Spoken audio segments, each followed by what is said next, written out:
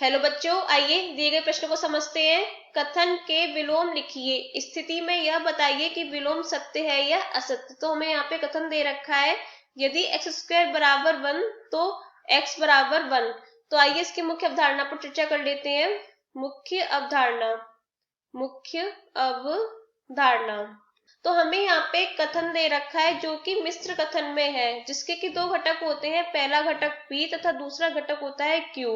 तो हमें जो कथन दे रखा है कुछ इस प्रकार से दे रखा है, यदि P है तो Q। तो हम इसको किस प्रकार से लिखेंगे, यदि P हो तो Q। अब हमें इस कथन का विलोम लिखना है, तो विलोम कैसे लिखेंगे इसका, विलोम हो जाएगा, विलोम में क्या होता है, घटक अपना आपस में स्थान को बदल लेते हैं, यानी कि जो P है उसकी जगह Q हो जाएगा और Q की जगह P हो जाएगा। तो विलोम क्या हो जाएगा, यदि Q है तो P, यदि Q हो तो P।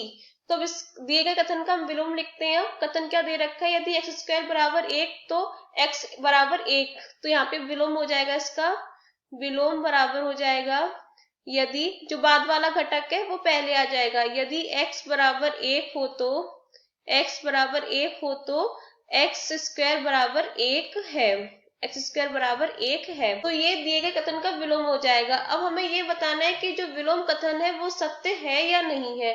तो यहाँ पे विलोम कथन क्या है, यदि x बराबर 1 हो तो एक्स स्क्वायर बराबर 1 है। तो यहाँ पे हम एक्स स्क्वायर बराबर 1 में हम x की जगह 1 रख देते हैं, तो दोनों जगह दोनों साइड बराबर आनी चाहिए। तो क्या हो जाएगा, यहाँ से 1 का स्क्वायर बराबर 1, 1 का स्क्वायर 1 ही रहेगा, तो 1 बराबर 1, यानी कि दोनों साइड बराबर हो गई। तो हम कह सकते हैं कि जो विलोम कथन है वो पूरी तरह से सत्य है। तो यहाँ से हम लिख सकते हैं इस प्रकार विलोम कथन सत्य है, विलोम कथन सत्य है, सत्य है। तो यही हमारा उत्तर है। आशा करते हैं कि आपको प्रश्न समझ में आया होगा। धन्यवाद।